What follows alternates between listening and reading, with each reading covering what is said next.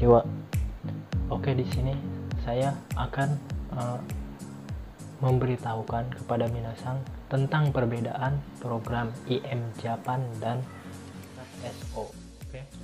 Pertama-tama kita akan membahas tentang singkatan dari IMM Japan itu apa ya?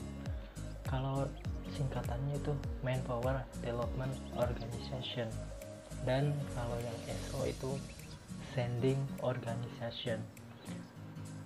Untuk yang IM Japan itu sebenarnya dia program resmi dari pemerintahan Jepang yang bekerja sama bersama pemerintahan-pemerintahan di Asia Tenggara, terutama ya di Asia Tenggara ini. Terus yang SO Sending Organization. Sending Organization itu jadi pihak Indonesia yang bekerja sama dengan pihak Jepang. Untuk lebih jelasnya, subscribe di channel like dan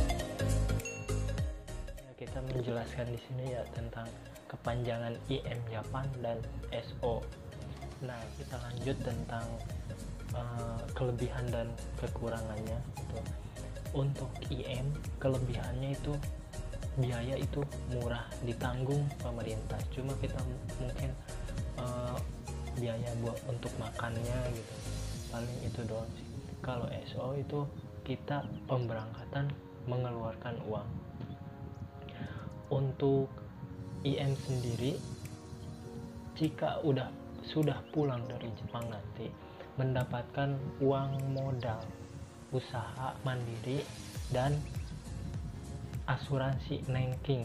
Nah, kalau SO sendiri cuma mendapatkan Nankingnya saja. Kalau IM Jepang itu lumayan gede sih, mendapatkan uang usaha mandirinya itu sekitar 600.000 yen, sekitar 70 sampai 80 juta lah. Itu dengan dikasih pemerintah dengan secara cuma-cuma untuk modal usaha di Indonesia.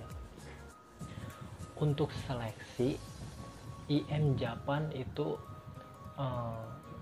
berkala, tesnya berkala, secara misal 6 bulan sekali apa. Kalau lebih tahunya sih sekitar 3 bulan, 6 bulan sekali gitu. Kalau SO itu tiap minggu malah ada gitu, tapi tergantung LPK-nya gitu, LPK-nya bagus enggak gitu. Untuk prosedur berapa lama kita bisa pergi ke Jepang itu, kalau IM Jepang mungkin lama juga sih. Kalau IM Jepang dia kelamaannya katanya nunggu, kebanyakan nunggu. Kalau SO itu sekitar 3 sampai 6 bulan udah berangkat. Kalau untuk umur IM Japan itu dari 18 tahun sampai 25 tahun. Tapi kalau SO itu umumnya dari umur 18 tahun sampai umur 28, tapi kadang-kadang sampai 30 tahun juga gitu.